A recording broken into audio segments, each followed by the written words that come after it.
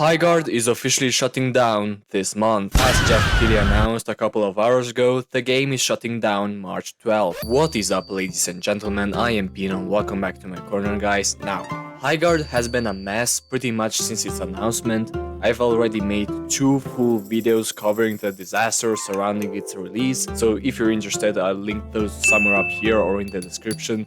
At this point, the announcement that the game is shutting down isn't really unexpected. Apparently, Tencent, the company that secretly funded most of the project, stopped providing financial support, and Wildlight Entertainment, the studio behind the game, was reportedly left with around 20 developers. Everyone is gone. Highguard devs Wildlight down to 20 people and they are out of money.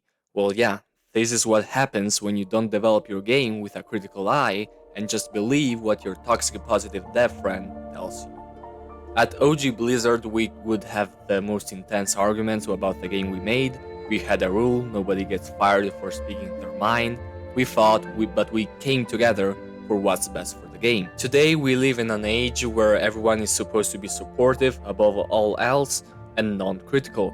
This creates soft games. Soft games create hard market times. One of the biggest problems, at least in my opinion, is that they didn't reveal the game sooner. Announcing it at the Game Awards didn't generate hype, it mostly generated hate. Instead of building curiosity, it put a massive spotlight on a game that clearly wasn't ready for that level of attention. They probably should have stuck with the original Shadow Drop plan. If Highguard had just quietly launched and let players discover it on their own, it could have carved out a solid niche audience. At the end of the day, the game does try to do some different things. It's messy, sure, but it wasn't beyond saving. With time, updates, and actual player feedback, it might have improved. We've seen other games recover before. It's honestly sad to see a studio potentially closing its doors because of Highguard, but at the same time, you've got to wonder, was there any serious focused testing done? Did anyone step back and look at the bigger picture? Because let's be real, who was asking for another free-to-play, live service hero shooter in 2026? That's the core issue. The market didn't need another hero shooter. It's already oversaturated. Players are locked into the ones they're invested in, and breaking into that space now requires something truly groundbreaking. Highguard just didn't meet those expectations, and that's a brutal reality, but it's the reality. It's really sad how gamers let creative and amazing projects die as they are about to flourish because they are unwilling to try out new things.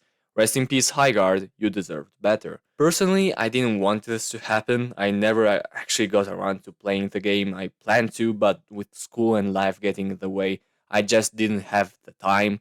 And honestly, that's something I regret. If I had played it myself, I could have given a more informed review and had a stronger perspective on the whole situation.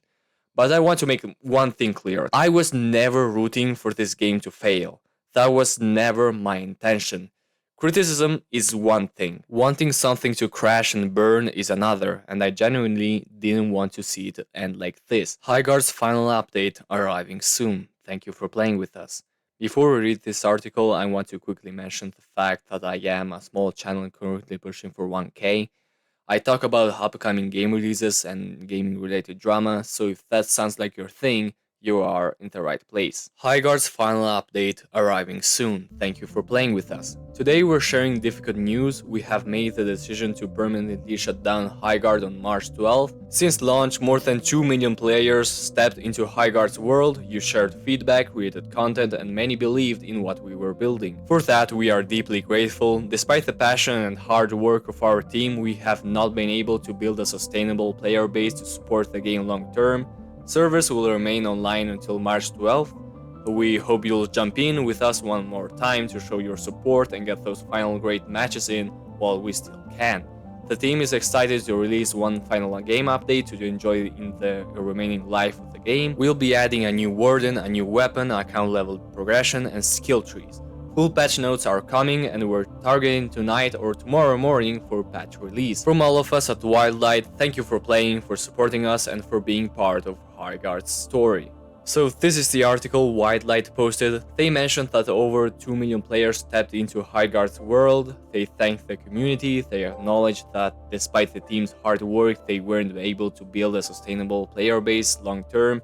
Servers stay online until March 12th, and they are even pushing out one final update with a new warden, a new weapon, account progression, and skill trees. They pretty much gave up. They didn't try to fix the game, they just gave up. There are examples in the industry where games didn't start strong but were gradually improved over time. One good example is Tom Clancy's Rainbow Six Siege. The launch of Siege wasn't great either. It had its own problems, but through constant updates, balancing, and content support, the game managed to become one of the biggest competitive shooters even years after release. I'm not saying Highguard could have reached that level, but live service games usually survive by evolving, listening to feedback, and iterating over time. I honestly feel that if the developers had done more external testing during development, whether through closed or open alphas and betas, and actually had the time to make meaningful adjustments and design pivots, Highguards might not have failed the way it did. For high-risk projects, especially free-to-play live service games, external testing is extremely important. Getting real player feedback early can help catch fundamental problems before launch instead of trying to fix them after the fact. Looking at the roadmap, there were still updates and surprises that were meant to come later, and now those will likely remain unfinished. Overall, the situation is just really sad in my opinion. Like I said earlier, I didn't want this game to fail. I had my own reasons for not getting into it, between school and everything else. I just didn't have the time or the interest at the moment, but I would have liked to see the game improve over time, maybe evolve into something that I would actually want to play someday. There was actually a post on the Highguard subreddit back on January 5th, 3 weeks before the game even released, where someone shared a fake end of service letter. The post jokingly estimated that the game would shut down around June. What's ironic is that the game didn't even survive long enough to reach the date people were joking about. It's honestly just a disaster all around. Jeff Keighley has also spoken in defense of Highguard, saying in an interview that players and gamers may not have fully appreciated what he called the true vision or genius behind the game. But that's pretty much it. This was just a quick update to close out the Highguard story. Overall, Highguard ended up being a complete disaster, just like Concord, although Highguard did reach a higher peak player count. The problem was retention. Even with the initial surge of players, the game couldn't keep people engaged for more than a very short period. As I've said before, if you're interested in the full Highguard situation, I've already made 2 videos covering everything that happened from the beginning, and honestly, I don't really have much else to add. Take care.